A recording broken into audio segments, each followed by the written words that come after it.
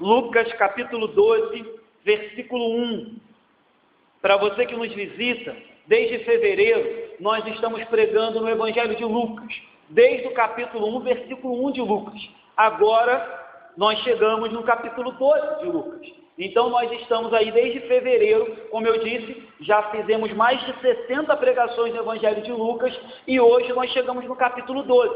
Nós estamos num contexto onde Jesus está puxando a orelha, repreendendo de forma muito severa os religiosos, os fariseus, os intérpretes da lei, aonde Jesus está chamando a atenção minha e sua, para que a gente saia da religiosidade e venha ter um relacionamento com Ele de intimidade, um relacionamento com Ele de fidelidade. Então esse é o contexto. Nós passamos por dois trechos, aonde Jesus estava exortando os fariseus e os intérpretes da lei. Agora, Jesus vai falar para os discípulos e para a multidão que eles deveriam tomar cuidado com a religiosidade, porque a religiosidade mata, a religiosidade ela é hipócrita, a religiosidade ela afasta, ela não atrai, a religiosidade ela afasta as pessoas da igreja, afasta as pessoas de Cristo. Então a religiosidade nunca foi o intuito de Jesus. Apesar de seguirmos a religião, o cristianismo, apesar de frequentarmos a igreja evangélica, cuidado, religião mata. Você ser bitolado mata. Se você não for conduzido por Jesus Cristo, pelo Espírito de graça e de amor dele, você vai se afundar em religiosidade, vai se transformar num fariseu, como nós temos verificado no decorrer dessas pregações. Mas vamos lá ver o que Jesus tem para nos ensinar com essa pregação de hoje. Versículo 1 do capítulo 12 diz assim, deixa a Bíblia aberta: posto que miríades de pessoas se aglomeravam a ponto de uns aos outros se atropelarem, passou Jesus a dizer, antes de tudo, aos seus discípulos: acautelai-vos do fermento dos fariseus, que é a hipocrisia. Vamos parar aqui. Jesus sai da casa do fariseu. Vocês que estão nos visitando hoje, Jesus estava na casa de um fariseu, e na casa do fariseu Jesus estava ali com ele jantando, e aconteceu um embate. Jesus começou a chamar a atenção deles devido aos erros e devido desvios que eles estavam cometendo na lei de Deus. Agora Jesus sai da casa e Jesus se depara com uma multidão pronta para ver o que Jesus tinha para falar. Afinal de contas, a multidão temia os fariseus e os intérpretes da lei, porque eles eram os homens responsáveis pelo culto, por conduzir o povo judeu, e Jesus era o profeta até então que estava causando um burburinho na cidade. Então o povo corre para a casa do fariseu, esperando para ver no popular que treta ia dar essa visita de Jesus à casa do fariseu. Jesus sai e encontra os discípulos e uma grande multidão. O texto diz que, a princípio, Jesus se volta para os discípulos, mas é evidente que numa multidão, se aglomerando, o texto diz que eles se atropelavam. Percebe? Naquela época não tinha microfone, naquela época não tinha caixa de som, a curiosidade era grande, as pessoas queriam saber o que Jesus tinha para falar acerca dos fariseus e de como eles conduziam o povo judeu. E aí o povo naquele empurra, e Jesus diz: olha, acautelai-vos do fermento dos fariseus. E se Jesus tivesse parado aqui, nós teríamos uma grande incógnita. O que é o fermento dos fariseus, pastor? A gente não sabe o que é isso. Jesus está usando uma figura de linguagem, Jesus está sendo misterioso. Contudo, Jesus não para aí, e ele diz: olha, o fermento dos fariseus, do qual vocês têm que correr, se afastar, se acautelar, é uma coisa, é a hipocrisia. E de manhã nós falávamos sobre isso aqui. A hipocrisia, ela é como se fosse uma máscara, aonde as pessoas escondem a sua verdadeira personalidade, escondem o seu verdadeiro eu por trás de uma máscara que não mostra o verdadeiro caráter daquela pessoa. Isso é uma hipocrisia. E quando Jesus relaciona a hipocrisia com o fermento, o que Jesus está querendo dizer é o seguinte, queridos: assim como o fermento basta uma pouca quantidade, e você nem percebe, de repente ele toma conta de toda a massa, e leveda toda a massa, assim é a hipocrisia. A gente começa com um pedacinho, a gente começa com um pouquinho, imperceptível, e de repente nos tornamos completamente hipócritas. A nossa vida toda é permeada por hipocrisia. Então Jesus está batendo fortemente nisso. Ele já falou sobre isso nos versículos que a gente leu de manhã, no capítulo 11, ele disse: olha, vocês são muito hipócritas, vocês botam fardos nos outros, mas vocês mesmos não fazem nada, o que a lei manda. Vocês são muito hipócritas,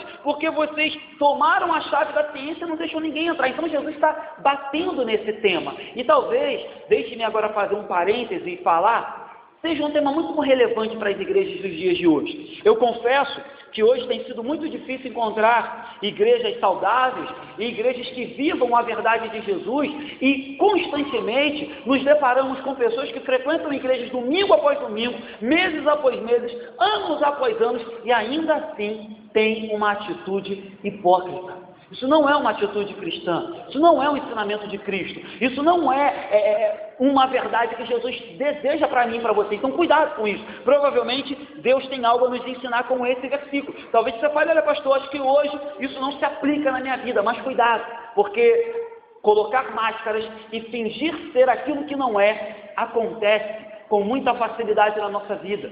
Às vezes nem por maldade, sabe por quê? Às vezes a gente não quer compartilhar, às vezes a gente tem vergonha, às vezes a gente não quer demonstrar, às vezes queremos chorar, estamos quebrados, desanimados, entristecidos, mas a gente coloca uma máscara da hipocrisia alegre e bota um sorriso de mentira no rosto e diz que está tudo bem. Então, às vezes, a hipocrisia nem é por maldade, nem é por intenção de pecar, mas o que Jesus requer de mim e de você é sinceridade, é que você seja honesto mesmo, primeiramente para com Ele, porque entenda, é uma grande tolice colocar uma máscara de hipocrisia para mim, para as pessoas que estão à sua volta, se para com Deus não existe máscara, Ele sonda mente e coração. Então é uma grande bobagem a gente colocar uma máscara, fingir ser ou fingir estar sentindo aquilo que a gente não está, porque o nosso Deus sabe tudo o que se passa na nossa mente, no nosso coração. Então esse é o primeiro texto. Então cuidado, a hipocrisia começa como fermento. Basta um pouquinho para fazer crescer o bolo. A hipocrisia é a mesma coisa. Vamos lá? Versículo 2 diz assim: nada há encoberto que não venha a ser revelado, e oculto que não venha a ser conhecido. A Bíblia nos adverte várias vezes, que tudo aquilo que é feito em oculto, uma hora vai vir à luz, porque uma hora a verdade vai brilhar. Eu já falei sobre isso aqui alguns domingos atrás, que a nossa vida, ela vivia oculta, ela vivia imersa no pecado. Contudo, quando a luz brilhou, tudo aquilo que estava oculto na nossa vida veio à tona, e nós fomos nos desprendendo disso. Com o passar do tempo, com o passar dos anos, a gente foi abandonando essas coisas que estavam ocultas. Contudo, o que Jesus está dizendo é: mesmo aqueles que continuam fazendo coisas às ocultas, continuam praticando seus crimes, seus pecados, suas abominações às ocultas, eles não estão ao oculto. Eles não estão escondidos totalmente. Primeiro, porque Deus sabe. Segundo, porque vai chegar um dia, quando a verdade toda for revelada, no dia do juízo, todos nós saberemos aquilo que é feito em oculto. Então ele diz: nada é encoberto que não venha a ser revelado, e oculto que não venha a ser conhecido. E aí, eu não sei o que é pior, se é vivermos uma vida hipócrita, e aí a gente começa a ocultar um monte de coisa, e de repente a máscara cai e todo mundo fica sabendo, porque aquilo que estava oculto foi revelado, aquilo que estava escondido foi conhecido. Eu não sei o que é pior, se é isso, você coloca uma máscara de crente, coloca uma roupa de crente, começa a frequentar a igreja dos crentes, e aí de repente a máscara cai e você morre de vergonha. Ou eu não sei se é pior você passar a vida toda com uma máscara, mas quando chegar naquele grande dia, diante do nosso Deus Todo-Poderoso, Ele revelar que tudo aquilo que você viveu, Ele sabia que não passava de uma hipocrisia. Pense comigo o que é pior, pense você, não precisa me responder. O que é pior? Viver uma vida de fachada e ser descoberto e passar vergonha no meio das pessoas, ou viver uma vida de fachada e chegar naquele grande dia e ouvir do nosso Deus: olha, de nada adiantou essa vida de fachada, De nada adiantou essa vida religiosa. De nada adiantou essa vida de frequentar a igreja, mas ter um coração contaminado. De nada adiantou essa coisa de dar oferta na igreja, mas ter um coração ruim. De nada adiantou essa história de tocar, de pregar, de ser pastor de igreja e não amar ao próximo. De nada adiantou essa história de ter 20, 30 anos de igreja e não perdoar aqueles que precisam, não amar aqueles que estão se perdendo. De nada adiantou. Era religiosidade. E religiosidade não salva ninguém. Não salva ninguém. Então cuidado com isso. Então Jesus explica para os discípulos: tudo aquilo que está em oculto, uma hora vai ser revelado. Então, quem era o oculto aqui? A princípio, o oculto era aquilo que os fariseus e os intérpretes da lei estavam fazendo, impedindo as pessoas de conhecer a verdade e perseguindo Jesus Cristo. Estava em oculto, mas mais cedo ou mais tarde a verdade seria revelada. Vamos lá, versículo 3 diz assim: porque tudo o que dissestes às escuras será ouvido em plena luz, e o que dissestes aos ouvidos no interior da casa será proclamado nos eirados. Agora Jesus está apenas dando mais uma explicação para o que ele acabou de fazer. Ele apenas está aprofundando um pouco mais o que ele disse. Ele, olha, aquilo que cochicham nos ouvidos, aquilo que falam às escondidas, e ele coloca aqui as escuras, no interior da casa, sendo que no original, o interior da casa aqui é esconderijo, ele só está dando mais um exemplo. Uma hora, tudo isso vai ser revelado. Não pense que essas coisas estão ocultas, porque uma hora Deus vai revelar todos os nossos erros. É por isso que a gente vem para a igreja semana após semana, não porque somos perfeitos, pelo contrário, porque reconhecemos que ainda temos muito que melhorar, temos muito que abandonar, temos muito que ser aperfeiçoado, temos muito ainda que a luz brilhe, para que a gente abandone a cada dia aquelas coisas que nos impedem de ser mais e mais semelhante a Jesus Cristo. Então, cuidado, Jesus está apenas repetindo o que ele já falou. Vamos lá, versículo 4. Digo-vos, pois, amigos meus. Aqui é a única vez que Jesus chama eles de amigos em todo o Evangelho de Lucas. Todo o Evangelho de Lucas, pode pesquisar no Google, na internet, Jesus só chama eles de amigos aqui. Digo-vos, pois, amigos meus, não temais os que matam o corpo e depois disso nada mais podem fazer. Gente, isso aqui é duríssimo. Jesus agora do versículo 4 ao 7, ele vai falar acerca do medo.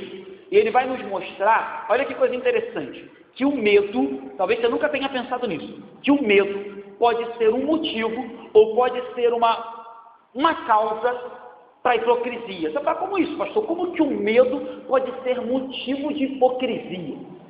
Acontece o seguinte: quando nós temos medo dos homens e não de Deus, quando a gente tem medo do que fulano vai falar de mim, do que fulano vai pensar de mim se eu entrar para a igreja, do que meu vizinho vai falar de mim, logo eu, que cansei de falar mal dos crentes, agora estou frequentando a igreja deles, o que fulano vai falar de mim se agora me vê com uma Bíblia debaixo do braço. O que a Bíblia está dizendo, o que Jesus está dizendo, é que quando a gente tem medo, ou melhor, mais temor dos homens do que de Deus, a gente começa a maquiar e colocar uma máscara. E aí a gente começa a viver de maneira tal que a gente consiga agradar aos homens. Por quê? Porque a gente tem medo de ser criticado, de ser julgado, de ser perseguido, não é isso? Então Jesus disse, olha, não temas.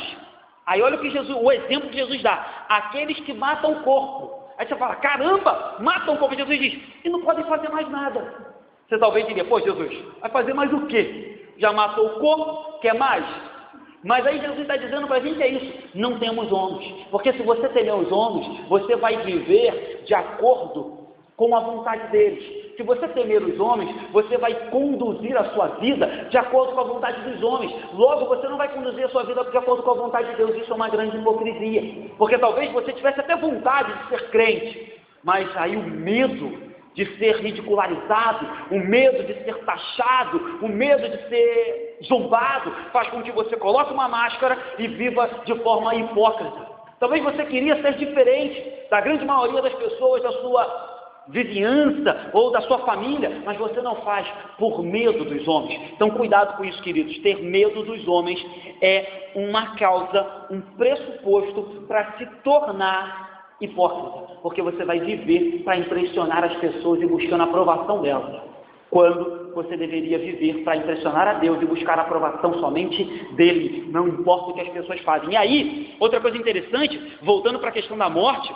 é que Jesus fala assim, olha, não fica com medo daqueles que ameaçam a vida de vocês não, porque eles só podem fazer isso, ou seja, eles não podem ir além disso. E de manhã a gente falava sobre isso. A cada dia que a gente liga a televisão, nós vemos mais e mais cristãos sendo mortos pelos países afora, perseguidos, bombas explodindo igrejas, perseguição, pessoas, agora há pouco tempo entraram nos Estados Unidos, essa acho que foi a última que noticiaram, camarada armado e matou um monte de gente no momento do culto, queridos. Mas aí Jesus disse, olha, se preocupa com isso não, porque eles só podem matar o corpo. O mal que eles podem nos fazer se limita a essa terra, e essa terra é transitória e passageira. Eles não podem de forma alguma nos causar dano eterno, mas eu tenho vida eterna, eu tenho prazer eterno, gozo eterno, paz eterna. O que eles podem fazer é matar o corpo. O que é isso? Para um Deus que ressuscita mortos e que tem vida eterna. Eu sei que é duro falar um negócio desse, mas é o que Jesus está dizendo, certo? Então vamos lá, o texto segue, e Jesus diz, então não temas os que vos perseguem, ou aqueles que podem te zombar, ou fazer qualquer tipo de coisa relacionada à tua vida. No versículo 5, olha o que Jesus diz, eu, porém, vos mostrarei a quem deveis temer. Temei aquele, depois de matar, tem poder para lançar no inferno. Sim, digo-vos, a esse deveis temer. Tem gente assim meio, caramba, o que é isso? Palavras de Jesus. Jesus diz, olha, não temam os homens. Contudo, todavia, vocês deveriam temer a Deus. Porque Ele tem poder não apenas para matar o corpo, mas Ele tem poder para lançar a alma no castigo eterno. E isso sim é motivo de temor. Isso sim deveria ser motivo da gente correr para os pés da cruz e falar, Senhor, me salva, tem misericórdia de mim. Eu temo ao Senhor, eu tremo diante do Senhor, porque eu sei o Teu poder. E o Teu poder não se limita a essa vida, o Teu poder é eterno. Então Jesus diz isso, olha, vocês devem temer, mas não aos homens, vocês devem temer ao Pai. Vocês devem temer a Deus. E aí, quero parar e fazer alguns comentários, e é um comentário que eu já fiz algumas vezes aqui, mas vale a pena repetir. Nós vivemos momentos em que as pessoas temem a tudo. As pessoas temem o desemprego, é verdade, vocês devem temer. As pessoas temem as doenças, é verdade, as doenças a cada dia que passa se proliferam, se multiplicam. As pessoas temem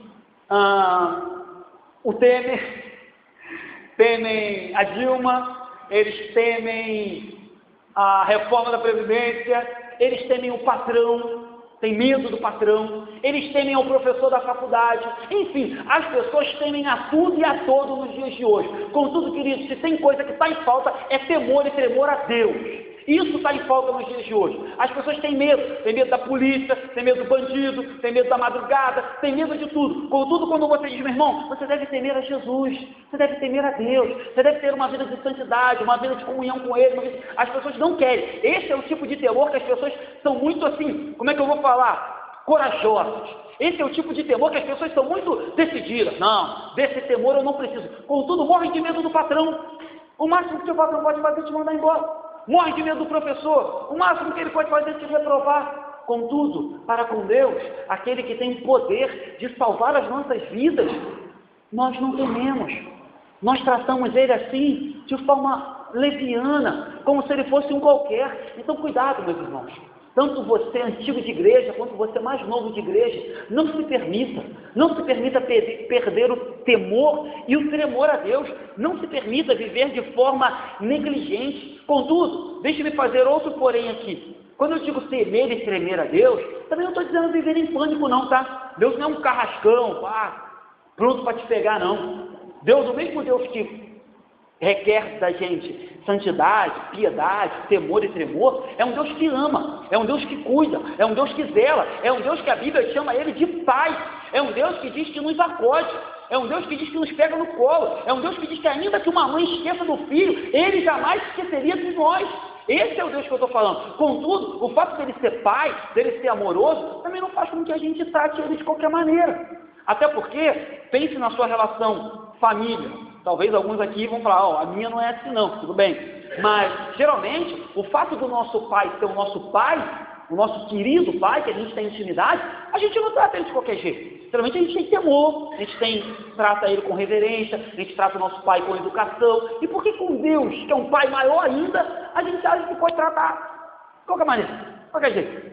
Então cuidado com isso, meus irmãos. A Bíblia diz, temam a Ele, porque Ele sim tem poder para salvar e para condenar. Então, tem um texto de um grande escritor, me esqueci agora o nome do teólogo, mas ele diz assim: a vida é doce e a morte é amarga. Contudo, a vida eterna é muito mais doce e a morte eterna muito mais amarga. Então, é bom viver uma vida doce? É claro que é bom viver uma vida feliz, alegre, se divertir, ter uma vida prazerosa, viver em comunhão, ter bênçãos, viver, enfim, de forma prazerosa. A vida é doce. A morte é amarga? Ninguém quer morrer. Contudo, pense, muito mais vale uma vida eterna do que uma morte eterna, certo? Então, ainda que a vida aqui seja dura, mais vale uma vida eterna do que uma morte eterna. Vamos voltar para cá? 6 e 7 diz assim: não se vendem 5 pardais por 2 ases? Entretanto, nenhum deles está em esquecimento diante de Deus. Até os cabelos da vossa cabeça estão todos contados. Não temais. É a segunda vez que Jesus fala não temais. Não temais. Bem mais valeis do que muitos pardais. Vamos parar aqui. Jesus fala assim: olha, deixa eu dar um exemplo. Se vendem na feira aí pardais, e eles custam merreca. Era como se eles custassem assim, centavos nos dias de hoje. Como se por 50 centavos você conseguisse comprar esses 5 pardais que Jesus está dizendo aqui. E esses pardais geralmente eram comprados, sei que vocês vão ficar até um pouco assustados, mas para consumo. Para consumo, eles consumiam esses pardais. Esses pequenos pássaros eram assados. Mas Jesus pega os pássaros e fala assim: olha, se nem esses pequenos pássaros, se nem essas pequenas criaturas do universo de Deus, que não valem, entre aspas, centavos, estão todos eles diante de Deus, nenhum deles foge do controle de Deus. Ele diz, entretanto, nenhum deles está no esquecimento de Deus. Deus conhece cada um desses pardais. Quanto mais vocês. Aí Jesus vai, aprofunda mais ainda e diz assim: olha, vou mostrar qual o tamanho do cuidado e o tamanho da preocupação e o tamanho do zelo que Deus tem com vocês. Ele diz: olha, até o cabelo da vossa cabeça está contado. Aí ele diz: não tema. Não tema. É a segunda vez que ele diz não tema em poucos versículos. E aí ele diz: bem mais valeis. E aí a nossa tradução diz muitos pardais, mas o original diz qualquer, ou seja, dando a impressão de números indefinidos. Qualquer número de pardais, ou seja, não interessa qual animal exista diante do reino de Deus. Vocês valem muito mais. Então o que Jesus está dizendo é: não temam, porque vocês valem muito mais para Deus do que os animais de que Ele cuida e vela e conhece cada um desses pardais, quanto mais vocês. Não temam os homens, não temam aqueles que podem matar vocês, porque Deus zela e guarda a vida de vocês. Então cuidado com isso. O que Jesus está chamando a nossa atenção é: não temam os homens. Vocês valem, por mais que nós saibamos, e aqui na igreja a gente faz muito questão de falar isso, que somos pecadores sim, que somos falhos sim, que ninguém aqui é perfeito, inclusive o pastor tem muito que melhorar e que crescer, e que amadurecer, e que cada dia mais se transformar à semelhança de Jesus. É por isso que a gente se reúne aqui. Eu gosto muito de falar disso, né? Alguém certa feita falou: eu não vou na igreja não, que lá só tem pecador, só tem gente hipócrita. Aí a pessoa respondeu: não seja por isso, tem vaga para mais um. Ou seja, aqui é o ajuntamento de pessoas que se reconheceram como falhas e que entenderam: eu preciso de ajuda, eu preciso de um Salvador, eu preciso do auxílio do Espírito Santo de Deus, eu preciso da palavra dele, senão estou perdido. Esse é o intuito de virmos aqui. Então, Jesus está dizendo não temam, eu estarei com vocês. Se nem o cabelo de vocês eu deixo de saber quantos são, e aí eu acho que são mais de 150 mil, se eu não estou enganado. Depois alguém pesquisa aí, quantos cabelos cada um tem. Depende, né? Tem uns aí que tem menos, né? Né, Toninho? Tem menos. Mas dizem que, em média, eu acho que é 150 mil fios de cabelo. E a Bíblia diz que Deus conhece cada um dos nossos. E aí, eu sei que, às vezes a gente lê isso aqui assim, muito rápido.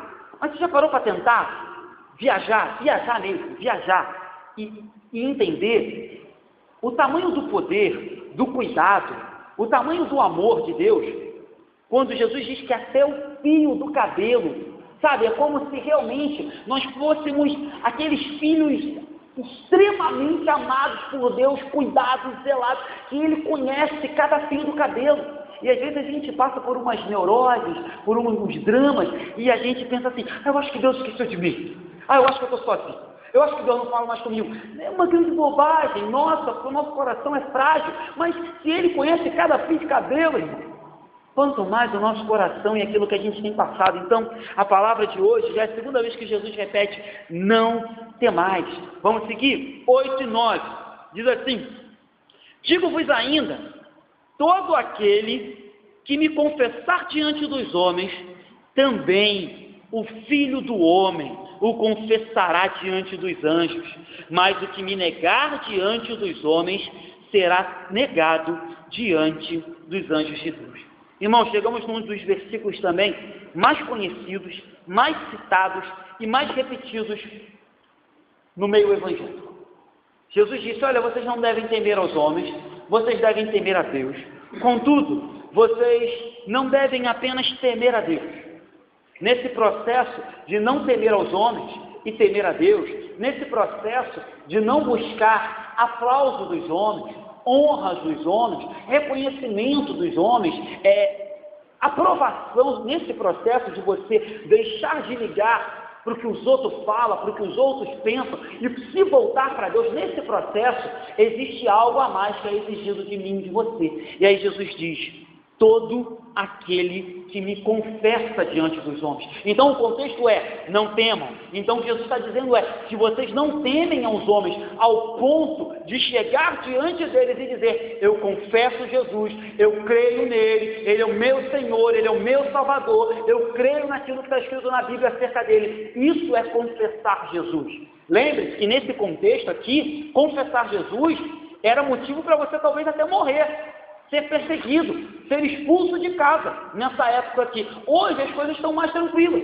Contudo, a gente sabe que hoje existem alguns empecilhos para que as pessoas venham a confessar Jesus. É verdade que muitas igrejas usam esse versículo para chamar as pessoas na frente, para confessar Jesus. Aqui na igreja, eu, particularmente, não tenho esse costume de chamar ninguém para vir na frente. Eu entendo que se o Espírito Santo tocar no coração das pessoas, elas não precisam vir aqui na frente, levantar a mão e dizer que confessou Jesus. Eu entendo que com o passar dos dias, as atitudes, a maneira de andar, a maneira de falar, a postura de vida, a maneira de temer a Deus, vai mostrar que essa pessoa confessou Jesus. Ela não vai confessar Jesus apenas num culto, porque talvez eu poderia, no final dessa pregação, falar, olha, alguém aqui que está nos visitando, quer vir aqui na frente e aceitar Jesus? E a pessoa até poderia vir, e da segunda, na terça, na quarta, na quinta, viver a mesma vida que sempre viveu, como se Jesus não fizesse diferença nenhuma. Então de nada adianta eu chamar as pessoas para vir aqui na frente apenas. Eu quero, ou eu penso que as pessoas devem confessar Jesus 24 horas. As pessoas devem confessar Jesus quando falam, quando andam, quando trabalham, quando obedecem os pais, quando estão em família. E ali a gente deve confessar Jesus. Quando estamos em sociedade, quando nos provam, quando a gente está diante de um pecado, quando a gente está diante de algo errado, ali a gente deve confessar Jesus. Quando a gente está diante daquele jeitinho, quando a gente está diante daquela coisa que todo mundo faz, aí a gente confessa Jesus. Quando a gente diz, não, eu não faço, não, eu não aceito, não, eu não concordo. Isso para mim é confessar Jesus muito mais do que levantar a mão no culto, queridos. Muito mais. Muito mais. É dar um testemunho de que quem manda na sua vida é Ele. Quem conduz a sua vida é Ele. Então, não basta levantar a mão no culto. Mas se um dia você fez isso, amém. Amém. Se um dia você levantou a mão no culto, glória a Deus por isso. Provavelmente, eu não lembro, mas eu devo ter feito. Porque nos primeiros dias que eu comecei para a igreja, eu só chorava. Fiquei uns 6 meses chorando. Então, não lembro que hora eu fui na frente, que hora eu não fui. Mas na igreja que eu participava tinha esse costume. Mas então, o que eu estou querendo te dizer é, cuidado com isso. Primeiro, com essa decisão espontânea. Decisão momentânea. Cuidado com isso. Mas cuidado também com outro problema. Viver a vida sem testemunhar. Viver a vida sem confessar. Porque Jesus diz assim, ó, se me confessares diante dos homens, eu confessarei. Contudo, se me negar diante dos homens, e aí de novo, deixe-me fazer essa aplicação. Eu acho que negar Jesus de novo não se resume a num culto aonde o pastor te chamou para vir na frente, você não ir. Para mim, negar Jesus vai muito além disso. Para mim, negar Jesus de novo é você viver de segunda a segunda, como se ele não existisse. Você viver a revelia, viver para os seus prazeres, viver para tudo aquilo que a Bíblia chama de errado. Isso para mim é negar a Jesus. Muito pior do que na hora que o pastor chamar para ir na frente você não ir. Talvez você não foi na frente, mas no banco ali você estava com o coração fervendo. No banco ali o Espírito Santo te tocou, te encheu, você entregou a sua vida a Jesus durante o louvor, durante a oração, durante a pregação. Você entendeu? É isso que eu preciso, é isso para mim, está falando comigo. Isso para mim é válido. Então, apesar de não chamarmos ninguém na frente e não exigirmos que ninguém faça isso, cuidado. Se você passar a sua vida sem confessar Jesus diante dos homens, ele diz aqui que ele vai te negar diante dos anjos. E aqui Jesus está apenas usando um exemplo dos anjos, mas ele está dizendo que aqueles que o negam assim serão negados no céu, serão negados na vida eterna. E aí, meus irmãos, apesar de não ter o costume de fazer isso, a minha palavra para você é: não deixe para amanhã, não deixe para depois, não deixe para a próxima oportunidade, porque ninguém sabe o dia de amanhã.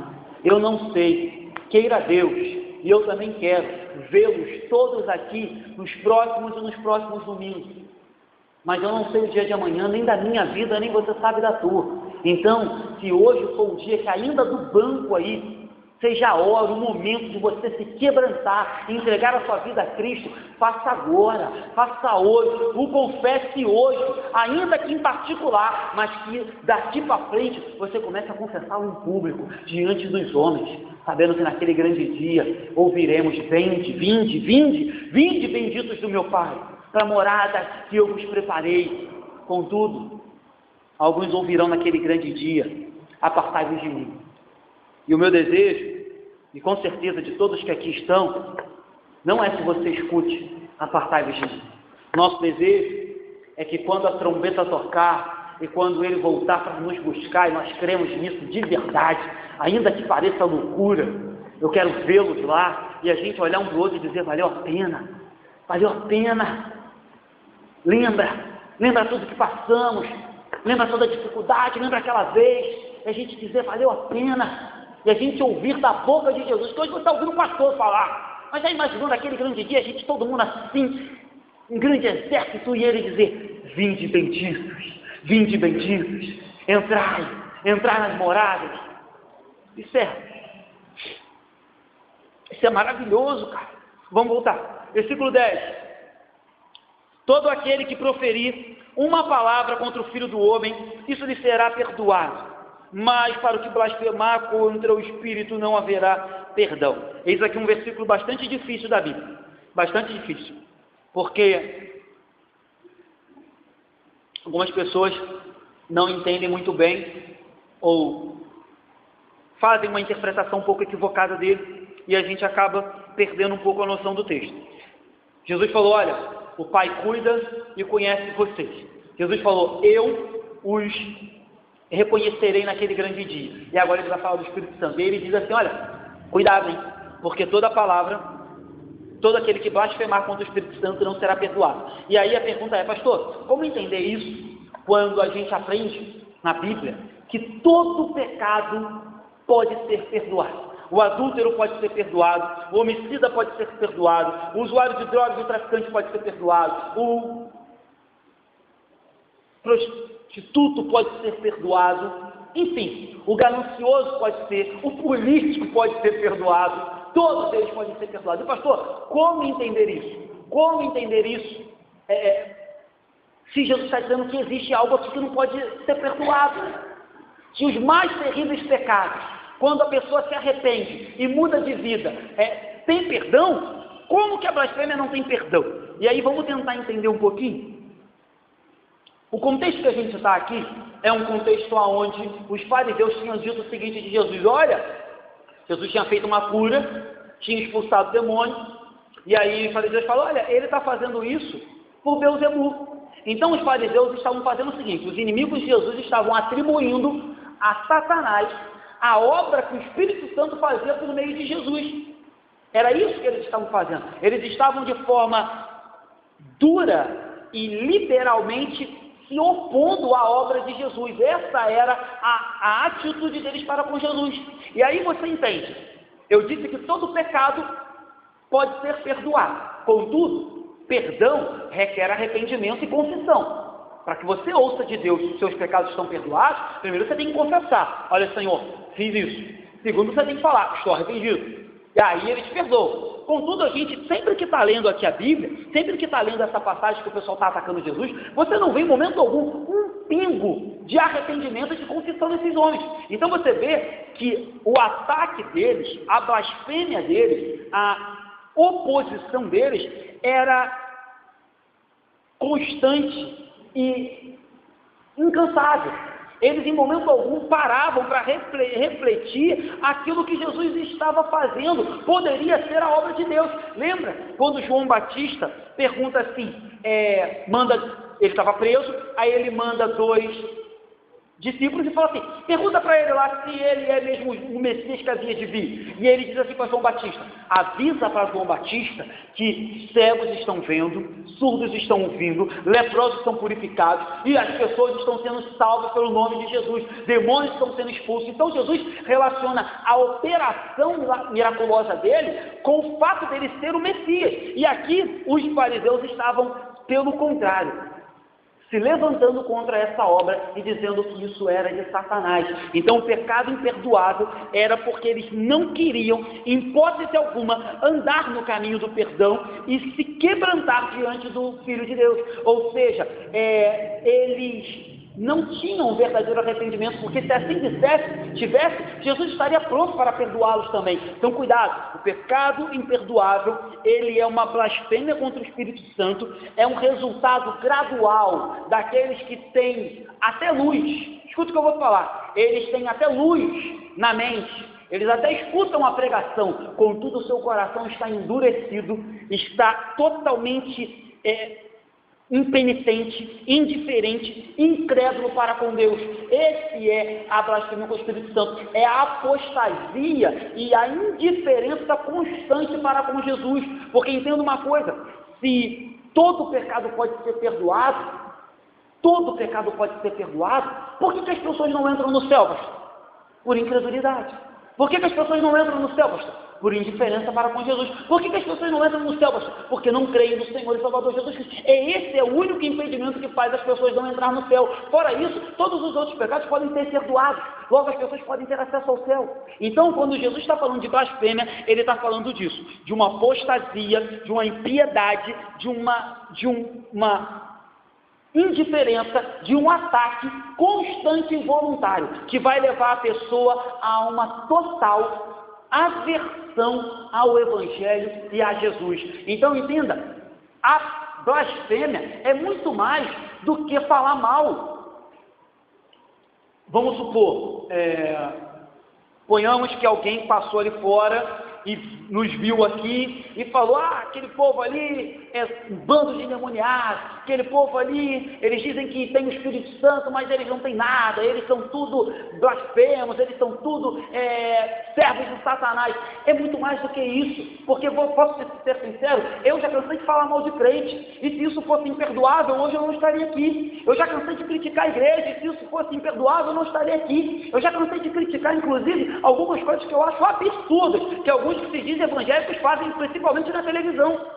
Isso não é blasfêmia contra o Espírito Santo. Até porque, deixe-me fazer um parênteses, já falei sobre isso aqui na escola dominical. Se você tem o temor no seu coração, o temor no seu coração de falar assim, será que eu já blasfemei contra o Espírito Santo? Esse simples temor é evidência que você jamais blasfemou contra ele, porque um blasfemo, ele não tem nenhum tipo de consciência, ele não fica em nenhum momento com a consciência nem mesmo pesada, até porque é impossível aqueles que têm o Espírito Santo blasfemar contra o próprio Espírito Santo. Então entenda isso, o simples fato das vezes nós pensamos assim, quando eu era novo convertido, ou certa feita eu fui numa igreja e vi uma coisa que eu não concordei, e eu fiz uma crítica, se aquilo fosse blasfêmia contra o Espírito Santo, pode ter certeza, você iria blasfemar contra toda e qualquer operação do Espírito Santo a partir daquele dia na sua vida.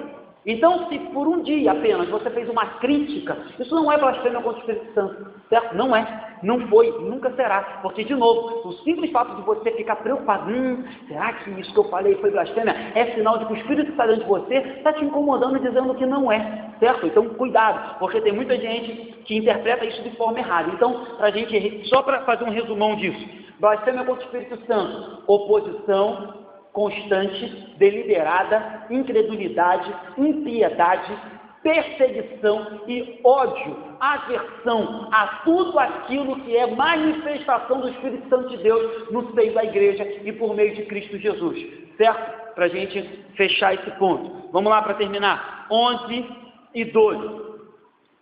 Quando vos levarem às sinagogas e perante os governadores e as autoridades, não vos preocupeis quanto ao modo por que respondereis, nem quanto às coisas que tiverdes de falar, porque o Espírito Santo vos ensinará naquela mesma hora as coisas que deveis dizer. Jesus termina com mais um não temeis. Agora ele está dizendo, não temam quando levarem vocês diante da sinagoga e diante dos governadores. Isso era uma situação bem complicada, porque provavelmente, nesse contexto, se os discípulos fossem levados diante da sinagoga e diante dos governadores, provavelmente era porque eles estavam sendo acusados de se levantar contra o Império Romano ou de blasfêmia contra os judeus. Foi isso que fizeram com Jesus. Mas aí Jesus diz, fiquem tranquilos, não temam, não se preocupem quanto ao que vão responder, nem o que vão falar, porque na mesma hora o Espírito Santo, de forma eficaz, soberana, iluminará a mente de vocês e vos dará aquilo que falar. Isso é muito legal. Não sei se você já passou por essa experiência, às vezes nem de forma proposital, mas às vezes as pessoas perguntam, fazem uma pergunta, ou perguntam a sua razão da sua fé, perguntam um pouco sobre o cristianismo, e você, por mais que se ache às vezes despreparado, quando você vê, você está falando aquilo que você nem esperava. Quando termina, você pregou, falou de Gênesis e Apocalipse e não sabe como, porque o texto diz que o Espírito Santo nos capacitará na hora. Então ele diz, por isso o Espírito Santo vos ensinará naquela mesma hora as coisas que deveis fazer.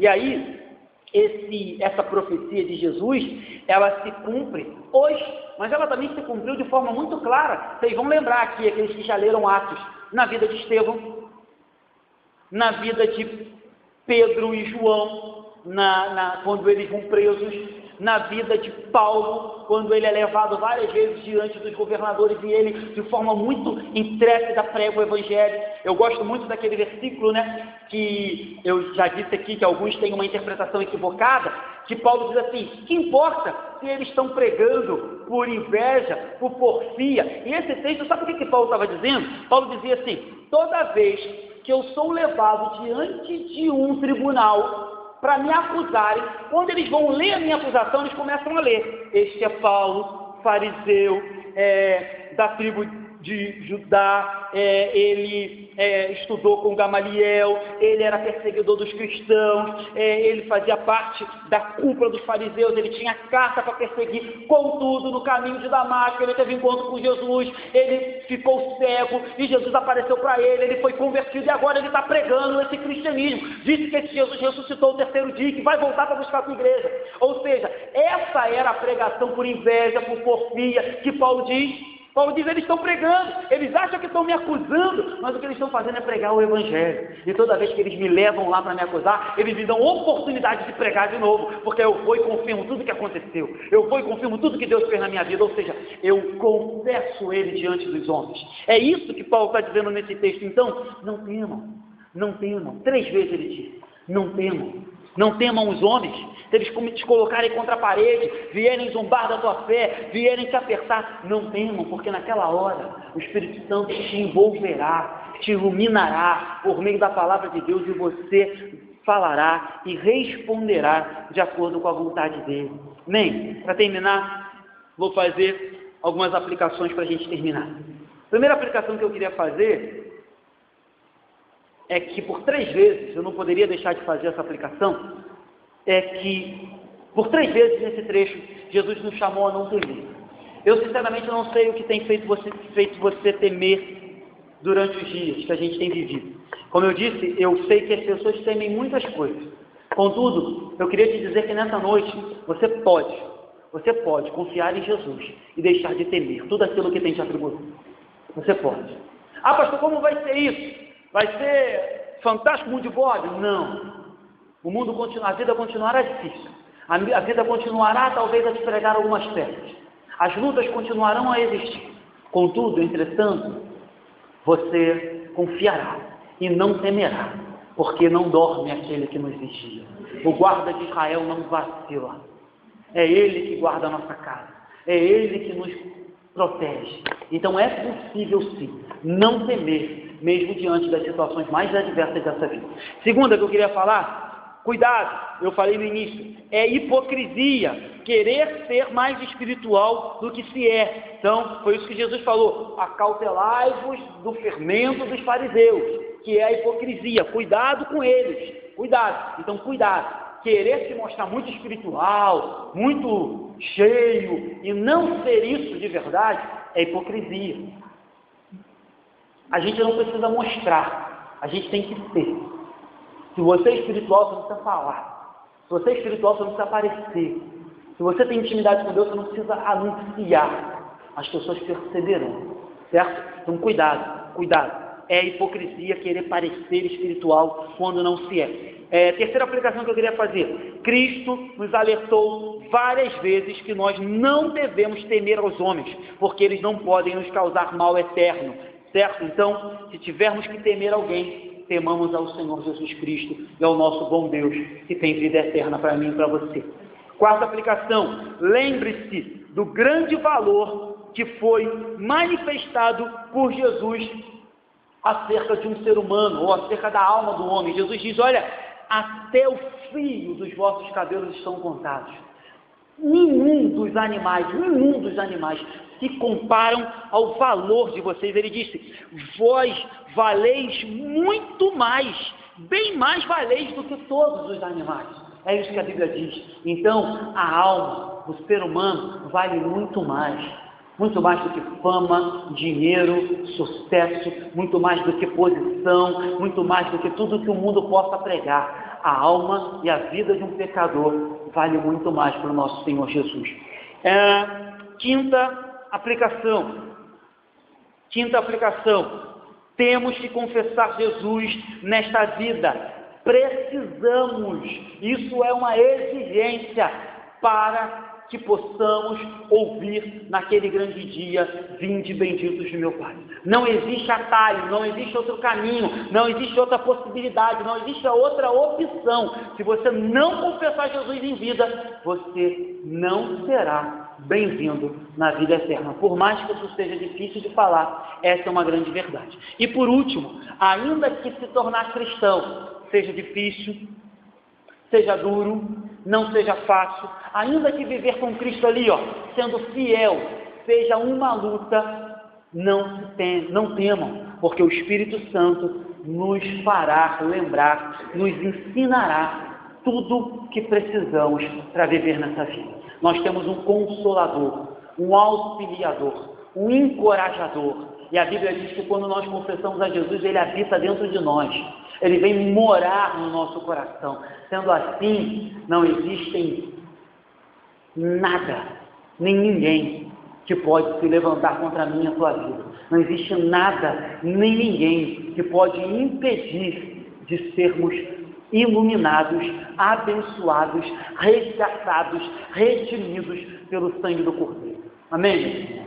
Que Deus nos abençoe, que Deus te abençoe, que Deus te dê uma semana de paz e de bênção, e que essa palavra, ainda que muito dura, do nosso Senhor Jesus, ache morada no nosso coração, e venha brotar e produzir frutos. Amém?